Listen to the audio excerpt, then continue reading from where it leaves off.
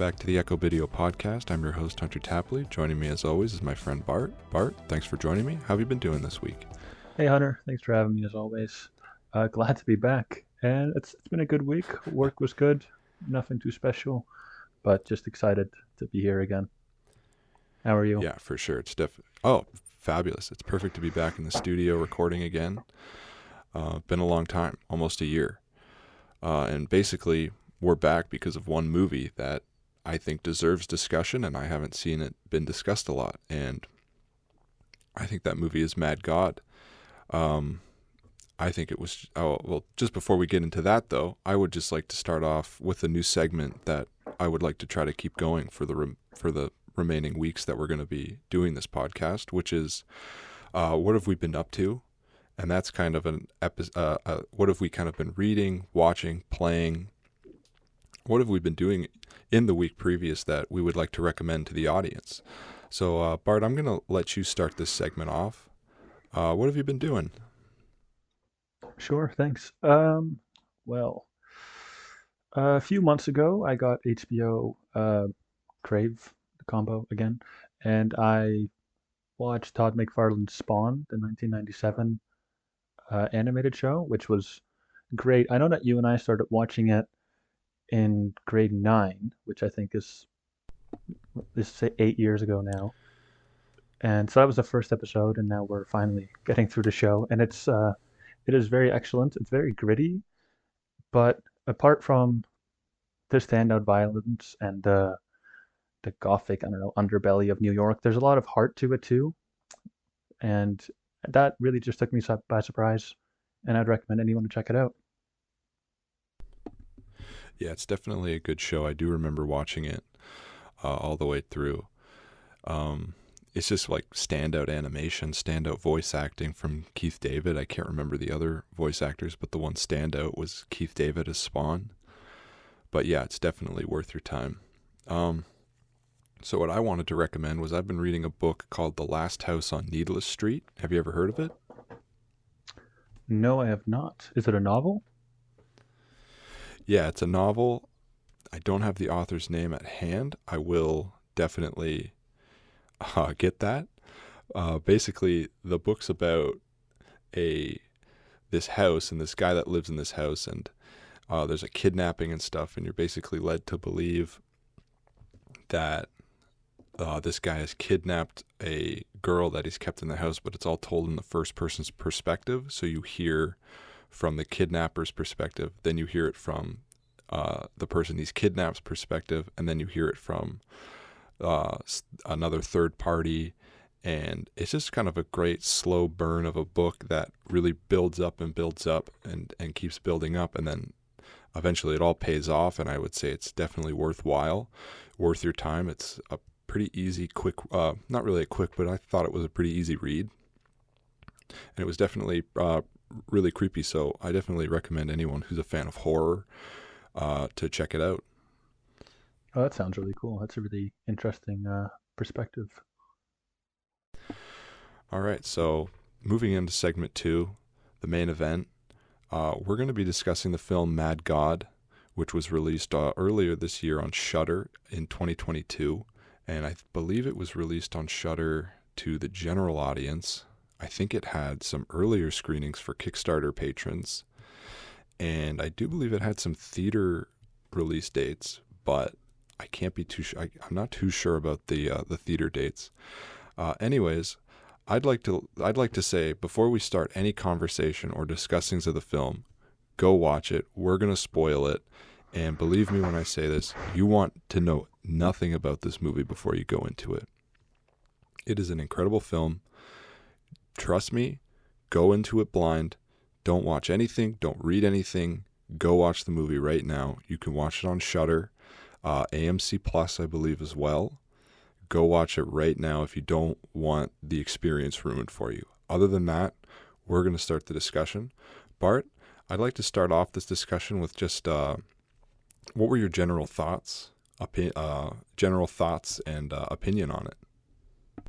Yeah. Well, firstly, it's funny that you said not to read anything about it, because after I watched the movie, I went online to kind of see what the discussion is, and there is, like you said, not much on it, but the things that are on it, like even movie reviews, there isn't really anything to even prepare you or make you somehow anticipate what's going to happen. It's completely intense and insane, and yeah, nothing for words. But I loved the film. It was it was great. It really took me by surprise, and the animation quality and the music, which I'm sure I'll talk about a bit later, is phenomenal. It really is. 30 years in the making, a wonderful passion project. You can tell that every single shot was very meticulously crafted with a lot of care, a lot of passion, and a lot of time, which I was looking through the credits after you ran down, which are surprisingly short. I was expecting extravagant lists of people, but for the main prop editors, or sorry, main prop animators and designers, there were 18 people, and there were only 10 editors, which is mind-boggling given the quality of the film. But so those are my initial impressions, Hunter. What did you think? Yeah, personally, I truthfully believe this is one of my favorite films of the year. And for the reasons you said, it's an incredible watch. Um, it's incredible all the way beginning to end. The quality you're getting from this film and the filmmakers and everyone that was involved, especially Phil Tippett, is outstanding. Just kind of my general thoughts on it. I kind of loved how I personally liked the lack of a narrative. I kind of liked how there wasn't a lot of dialogue. I don't believe there was any, now that I'm thinking about it, maybe the odd line or two. I like that you're kind of left in this world of kind of cruelty and rot and disease, and you're kind of left to bring your own opinions as to what happened, what was there, why we're here, why others are here, kind of stuff like that. I think leaving it in the audience's hand to interpret and to have a general opinion about is phenomenal, and not a lot of films do that, especially these days, especially in 2022. I'm not going to lie, I haven't seen a lot of great movies this year. And it's just upsetting. So it's good to finally see a movie that kind of nailed every single checkpoint that check mark that I'm looking for in a movie, you know? So it was really great, a really good watch, and I enjoyed it beginning to end. The other point I wanted to know, and I know you've seen this movie as well, but when I first watched it and you first see that scene of him descending down, I got a really, really giant wall, like Pink Floyd's The Wall, the movie vibe from it, especially the Goodbye Blue Skies scene. Do you know what I'm talking about? Mm-hmm. Yeah, that's I know that you're a big Pink Floyd fan, and I was wondering if you had any more kind of similar feelings as to what I did. Geez, for some reason that completely escaped my mind, but now that you mention it, I totally see it in the animation, like these grotesque beings kind of like erupting out of other bodies and melding together into some, I don't know, like microcosm of things. So that's actually funny. I didn't think of that. Yeah, for sure. And The Wall is another great movie.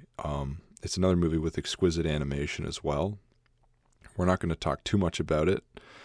Maybe for a future episode, who knows? That's just kind of the strong vibes that I got, especially in that opening scene. But other than that, I can't really compare this to any other movie that exists. It's kind of its own original movie, especially with all the ideas and animation styles and stuff that's being thrown at you. It's quite a remarkable movie. Personally, I really loved how organic and disgusting the world was that you're in.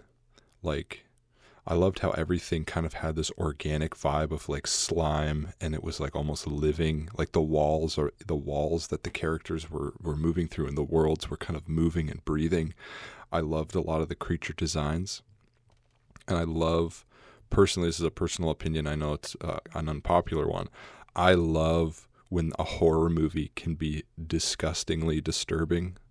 I feel like gross out comedy has kind of taken over being gross. Like a lot of comedies will think being gross is being funny. Not my personal taste, not really. I love when being gross is being scary. David Cronenberg in general, all his movies, I love David Cronenberg in general for that.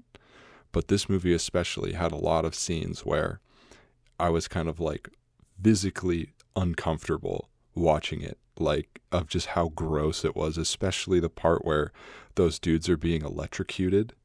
Like those giant creatures are being electrocuted and they're just, I'm assuming, defecating out of the bottom of their chair. And then you go down a further level in this world and there's this giant, fleshy, moist head consuming it. And it's just, oh, it's disgusting. What were your thoughts on that? Oh, On that scene, man. seeing that? I was going to bring that up myself because that was the most awful descent. So, like you said, I hadn't looked up anything about this movie, don't know a thing about it. I just kept seeing like the Shutter advertisement come up everywhere. So I got myself a nice pizza, a nice beer, got comfy. And as soon as that scene happened, like I was gagging the next 10 minutes. I genuinely thought that I was going to just puke up all the pizza. It was horrendous. And then, yeah, like when it went into the mouth and then it just keeps going down and then humans are like pressed out of it. It's yeah, so those are my thoughts on it. I thought it was disgusting, creative, but disgusting. Just like, yeah, just disgusting and vile. Um, yeah, there was another, I kind of got my other favorite part of this movie is it starts off and you think, oh, it's going to be like this kind of cool, like this guy's got to get through to the other side, blow up the world, come back up, and the world's saved. But as you travel further down, like it kind of reminds me of my reaction to Bloodborne, where you fight the first boss and you're like, oh, I'm fighting like werewolves and vampires like Van Helsing. And then the further into the game you get, you realize you're fighting like H.P. Lovecraft, like information is the bad guy, like disturbing monsters. And it's just like, oh, this is just awful. This is so horrifying. And I'm not going to lie, I don't get scared a lot by movies, but this movie genuinely creeped me out. There was times where I honestly was like physically kind of uncomfortable, not like jump scare, like, oh, that kind of scared, but just physically uncomfortable in my seat, scared, like just physically squirming. I couldn't sit still, kind of, especially the ending with the plague doctor. I don't know why, but just how he moves and grabs like that crying slug just freaked me out. I have no idea why. It's just freaky to me. Oh man, okay. So I have a scene similar to that, or at least one that made me like, okay, this is not your typical hero goes down, blows up the world, goes back up kind of movie.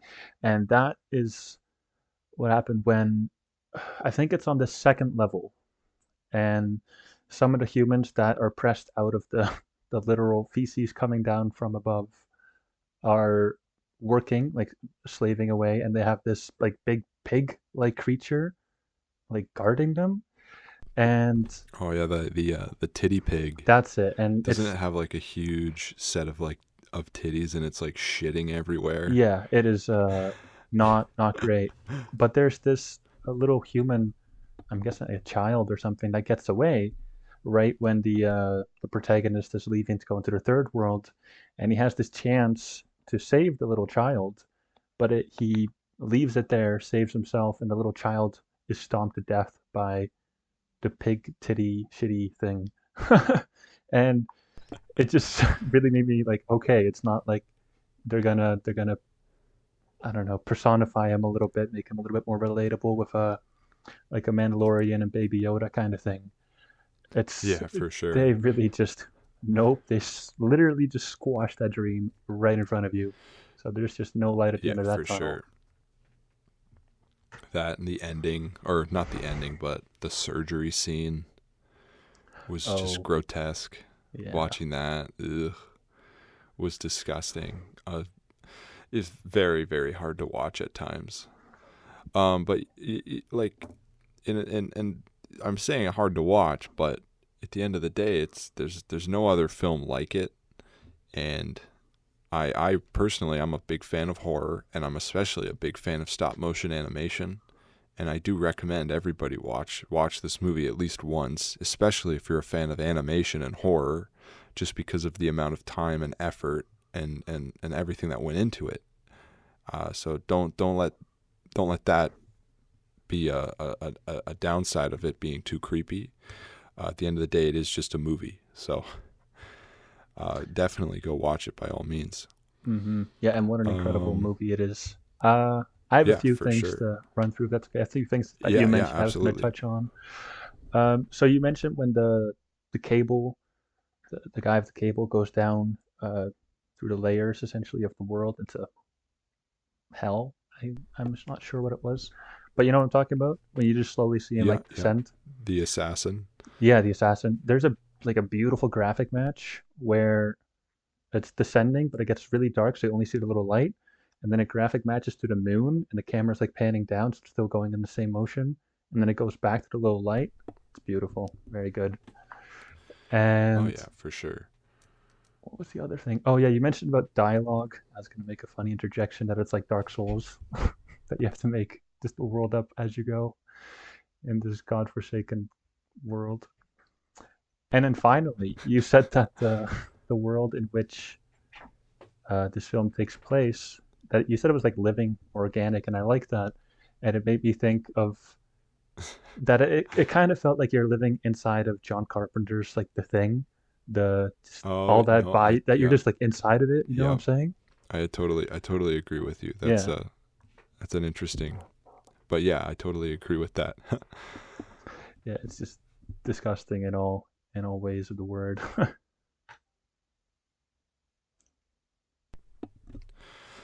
All right. So yeah, I just want a couple notes on the production of this film. So basically, like you said earlier, been 30 years in the making. You'll see that a lot in the marketing. Phil Tippett basically started making this movie after RoboCop, and from what I have read and come to understand is that as he was making it, he kind of thought that stop motion was dead and that it wouldn't come back like it was, so he kind of shelved it for a bit, and then some people found some of the figures and some of the models and stuff, and they encouraged him to kind of go back and work on it and stuff. So he put all of they made a Kickstarter project, and project got backed, and is a massive passive passion project for him. So it's just good to see that, you know, in my opinion, filmmaking is still alive and still being made with passion. No disrespect to a lot of the filmmakers and stuff that have released movies this year, but I'm not gonna lie, I haven't seen a lot of great movies. I don't know if you feel the same, but I definitely have been pretty bummed out. I haven't seen, there's a few movies I haven't seen this year. I haven't seen every movie, but from the movies I've seen and heard of, there's definitely been a few lackluster watches, especially from a certain, especially from Disney. I'm just gonna say it, Marvel, Star Wars. They're kind of not the greatest movies. I'm not gonna go into that right now. Um, anyways, that's kind of I'm just more so back to Mad God. I think the lack of the narrative makes it a little creepier. Like you said, you kind of have to leave it to your own thoughts and opinions to make the story up. And I do think that when you're left to make your story, you do kind of lead towards a darker, scarier kind of world. So I think that it's definitely a lack of narrative does benefit the film, in my opinion. And that's kind of most of my personal thoughts on the film. Bart, do you have any more thoughts you'd like to say? I totally agree with what you were saying about using your imagination, because everybody goes into the world with this assassin in a different way at a different time. So if something is black and white, like laid out for you with a direct plot and clear dialogue, then there is a lot left up to the imagination. And that's probably why I got so uncomfortable watching this movie for many other reasons, but it did touch me on a weirder, stranger level. And I think that was just in part due to my own mind kind of trying to tie the dots together and figure out what's happening. And yeah, which really just speaks to the quality of the film and the wonderful world building and the care and passion that went into it. And with that, it just goes to show also how uh, magnificent, I suppose, the internet is, that this person with a dream is able to post it, or it's rediscovered, and then it's funded, and it comes to life, and now here we can talk about it, and it happens to be one of our favorite films of the year. So I think that's quite extravagant, really. Hunter, those Yeah. were kind of my final No. thoughts. I was going to touch on the music, but I'll let you speak a bit first. Um, I've kind of had my thoughts. I mean, final thoughts of the film, I'd say it was kind of I personally think, yeah, best film of the year. Definitely check it out. I mean, if you have any interest in animation or horror or even science fiction, or even if you're a big fan of H.P. Lovecraft, just go check it out. Watch this movie. Make sure it is seen, because this style of filmmaking, with passion and thought and care put into it, I think is a dying breed, as so to say. So I definitely say go check the movie out, watch it, support it any way you can. Just let this movie be seen, and you're definitely doing yourself a favor. It's a brisk 90 minutes, I think, hour and a half, maybe a little longer. Yeah, It's not 83 minutes, short. 83 minutes, yeah. So not even. I think that's an hour and 20. Yeah, hour 23. So it's a Yeah, short watch. hour and 23. So brisk watch. Yeah, so it's not like a 2-hour epic. So it's worth your time, I'm saying. So definitely check it out. Bart, you wanted to touch on the music, but yeah, that's my final thoughts. If you wanted to touch on the music, go ahead. Yeah, I realized now that I've been building this up the entire video, and it's really not that significant. I just really liked it, and it reminded me a bit of what Mick Gordon did, who composed for Wolfenstein and Doom, in the Wolfenstein video games, where there's a lot of the ambient acoustic guitar chords, and then maybe a little piano melody or something. It's very, I don't know, it's very simple, and I liked it a lot in the film, because you'd have these horrific acts going on, or he's traveling through this nuclear wasteland, and you'll have these just dissonant chords with a little hopeful melody. But it's just nice, and I liked it a lot. That's going to conclude our discussion of Mad God. I'd like to finish the show off by saying thanks for joining us. Bart, thank you for joining me. Thank you for watching. Next week, we'll be discussing the 1985 film, The Peanut Butter Solution. Bart, have you ever heard of this movie? I've heard nothing about this movie at all. Okay, that's good, because from what I've heard and read, I haven't seen this movie yet either, but from what I've heard and read, this movie is notorious for traumatizing and scaring a lot of kids. I believe one of the reviews I read said it was David Lynch if he worked for Nickelodeon. Oh my god. Big David Lynch fan, so definitely piqued my interest there. I have no idea fully what this movie is about. I encourage you, Bart, to not look anything up. Just watch the movie.